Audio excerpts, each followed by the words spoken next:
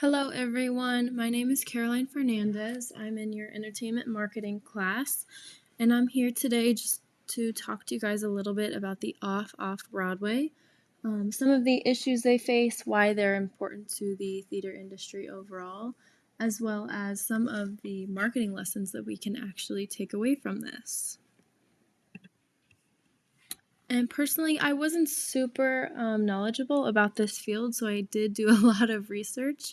So on the next slide, I'm just going to give you guys a little bit of background information, so it's kind of easier to understand what exactly we're talking about, so that we can also understand what we can learn from them.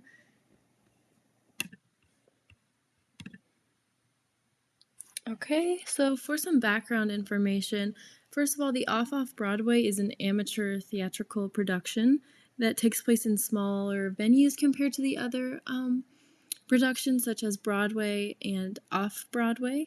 So the third classification, which is Off-off-Broadway, which is the one we're talking about, those theaters contain 99 seats or less, so it is going to be a smaller venue. And the distinction between off-Broadway, off-off-Broadway, and then regular, what we know as Broadway, is simply the number of seats. I think that's a big misconception that there's a bunch of other distinctions, but the main distinction is that the theater contains a smaller amount of seats. Next, just to let you guys know in case I refer to it a few different ways throughout this presentation,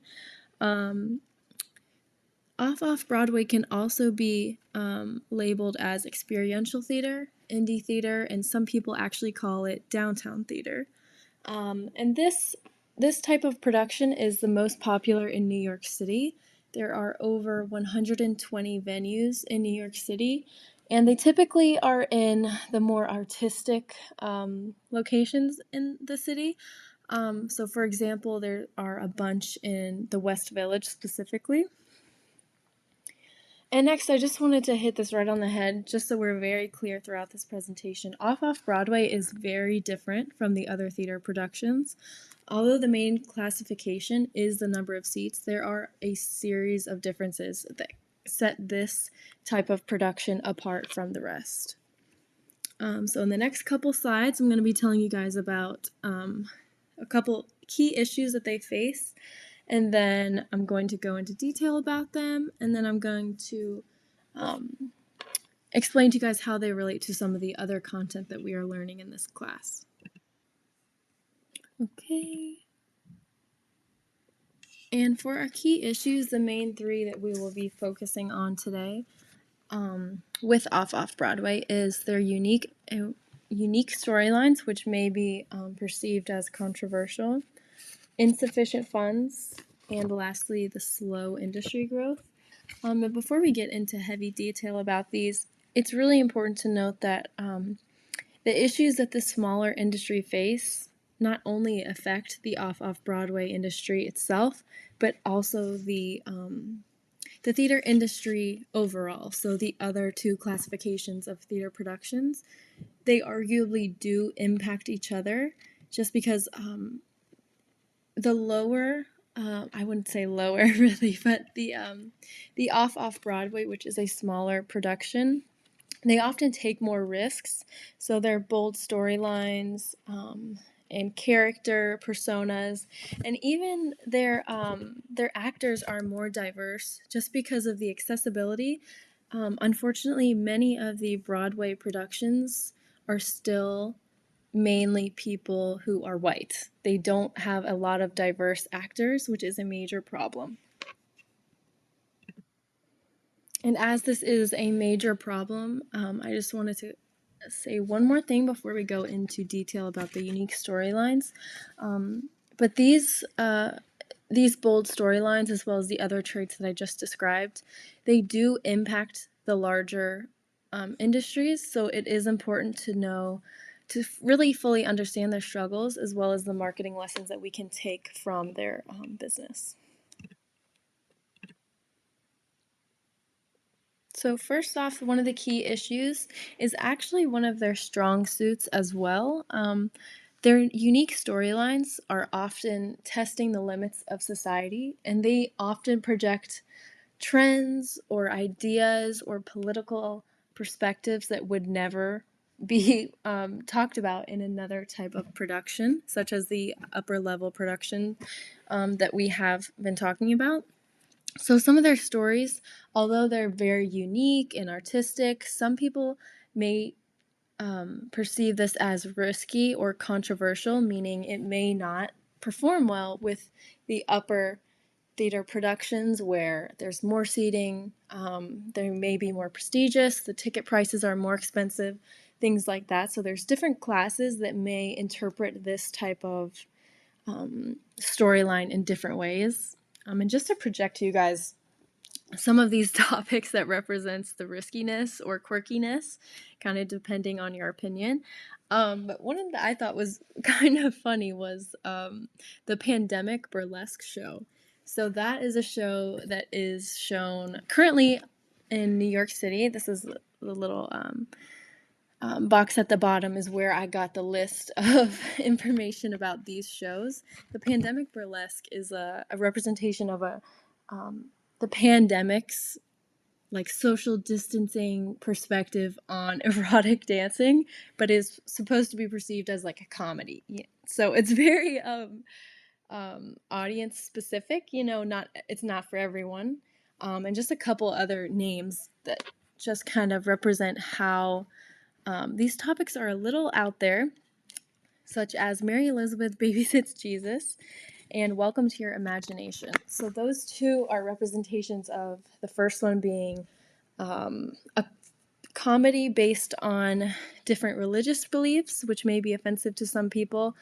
And then lastly, the Imagination, which references drugs and other quirky ideas that can be seen as artistic, but again, also controversial.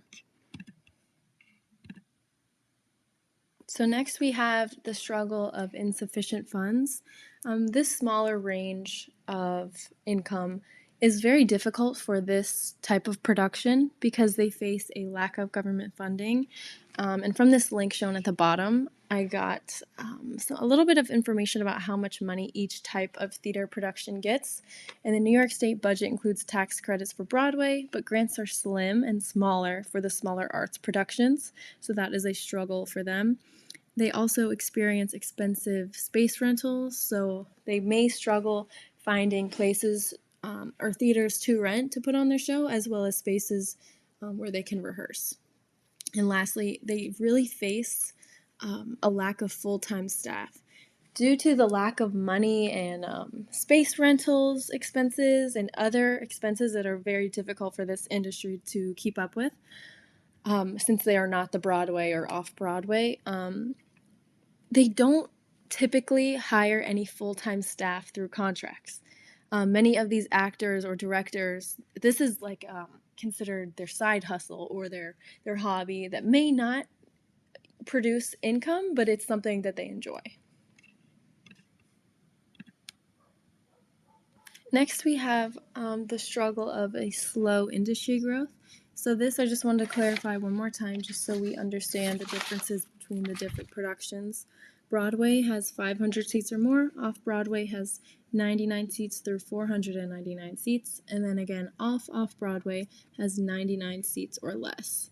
And this just highlights the audience size of these type of productions, and each level of production within these three categories actually has different standards based on what they want their show to be, what they want it to sound like, where they want it to be, and of course the volume of their production. And the Off-off-Broadway has an especially slow industry growth because the other two upper categories, especially Broadway, they typically go for they want everything bigger, if that makes sense. They want the top stars, the top songs, the biggest theater venues with the number of seats.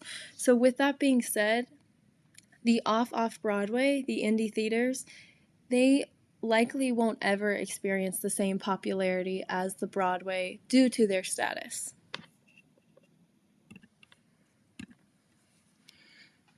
Next, I just wanted to relate these marketing issues to the 4 C's that we talked about in our class, which are content, conduit, consumption, and convergence. Content relates to the the actors, technology, production team, storyline, and etc.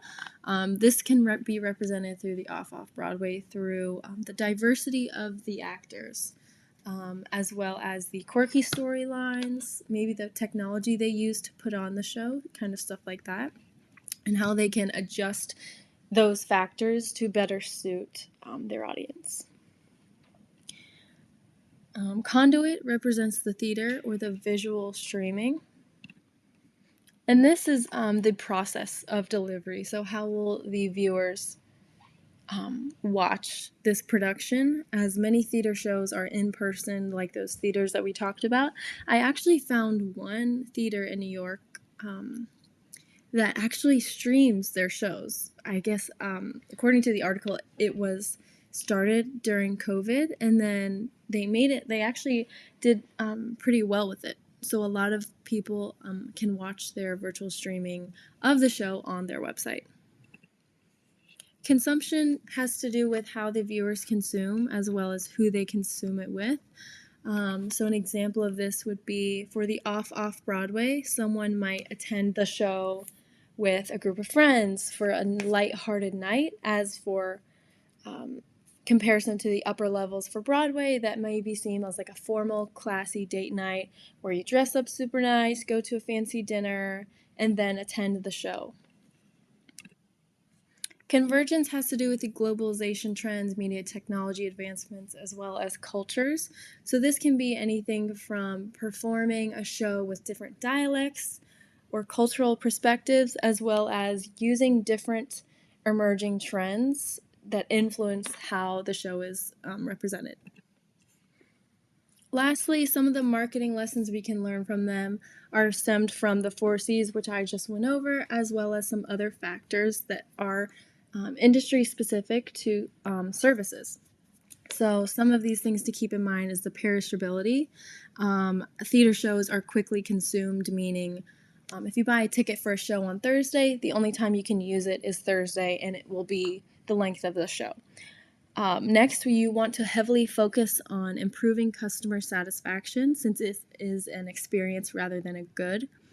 And since, again, this is an experience, you really want to appeal to the viewer's emotions to have a lasting impression on them, which is in a positive light, of course. And lastly, comparison to other theater productions is just important because I think there is a lot of aspects in which the different industries can learn from each other as well as influencing each other. And there is always something to learn from each other within this industry. So in conclusion, I just want to thank you guys for listening, and I hope you enjoyed my presentation.